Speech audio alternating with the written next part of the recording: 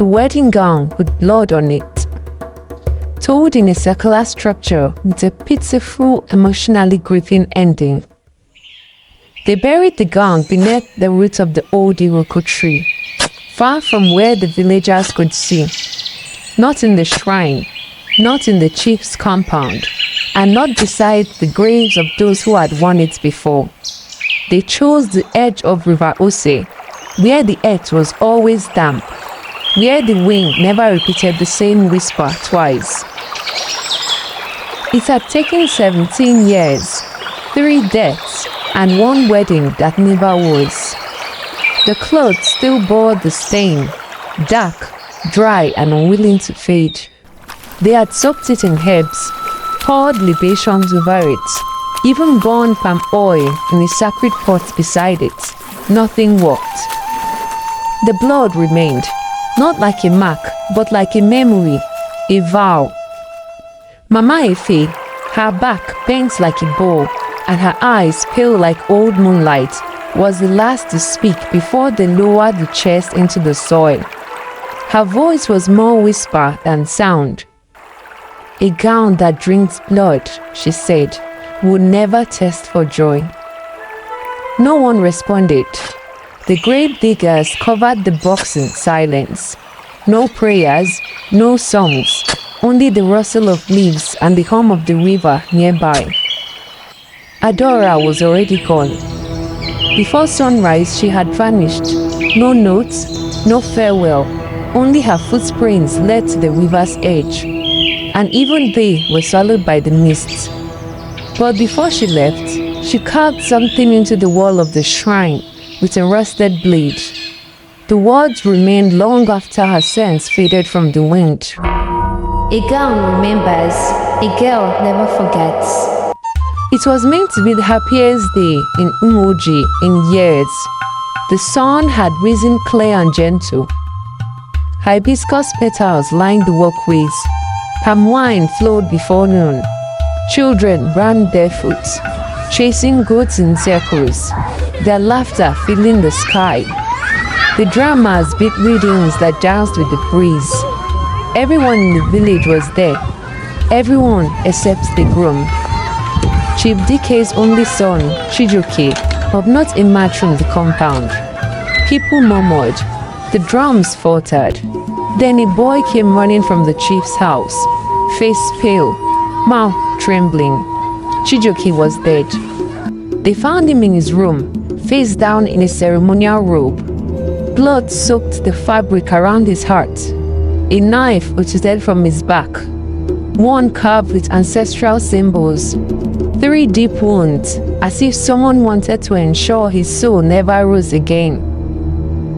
The music stopped.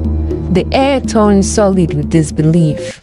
The women holding flower baskets dropped them, and petals scattered like spilled dreams. And then someone noticed Adaora. The bride stood frozen at the entrance of the compound. Her veil had fallen off. Her braids hung loose over her shoulders. Her eyes were wide, not with grief, but with something older, something that lived beneath the bones. She looked down at her gown. The hem, once white and lined with golden thread, now bloomed with crimson. Wet, fresh, blood that hadn't been there moments ago. She didn't scream. She didn't faint. She simply knelt, as if listening to something only she could hear. That night, Adaora did not speak. They kept her in her mother's hut, surrounded by relatives and watchers. But she didn't cry. She didn't eat. She just stared at the wall, her fingers constantly brushing the gown where the blood had bloomed. Her mother, Ngozi, wept quietly beside her, holding prayer beads in trembling hands. She didn't ask questions, maybe because she already knew the answers. Adaora's silence was not madness, it was remembering. The dreams had started a month before the wedding. Soft, strange images, a mango groove, a woman in white, braids undone, eyes hollow, hands clutching her stomach, blood trailing between her feet. She would look at Adaora without blinking and whisper her name without sound. Each night, the grin grew sharper. Adaora had told no one, not even Chijioke. She had dismissed it as wedding nerves, until the day she saw the same mango grove behind the shrine and felt the ground throb between her feet. She searched her mother's room, looking for something she couldn't name. A sign, a clue. Her fingers moved with instinct, not reason, and then she found it. A yellowing envelope tucked into an old wrapper at the bottom of a wooden chest. On the front, written in shaking cursive, to Ngozi. The letter inside was brief. Ngozi, I am afraid. I think I carry his child. I told him, and now he looks at me like a stranger. If I do not return after the festival, do not look for me. Do not weep for me. Just burn the gown. Burn it, Ngozi. Let the river have it. Your sister, Nena. Nena, her mother's sister, missing for 17 years. Adaora had only ever seen one picture of her. A shy smile, bright eyes and a headscarf tied in a lazy knot. No one spoke of her. Whenever Adaora had asked, her mother always answered the same. She left the village to start again. Now Adaora knew. She had never left. The gown, white lace, delicate as mist, was never just blood. It had been passed down, worn by her mother, intended for Nena, kept untouched since Nena vanished. Adaora had chosen it the way a mouth chooses air, and now it clung to her like a second skin, one that breathed with its own memory. Chijioke had always been too perfect, first son of the chief, handsome, eloquent, generous.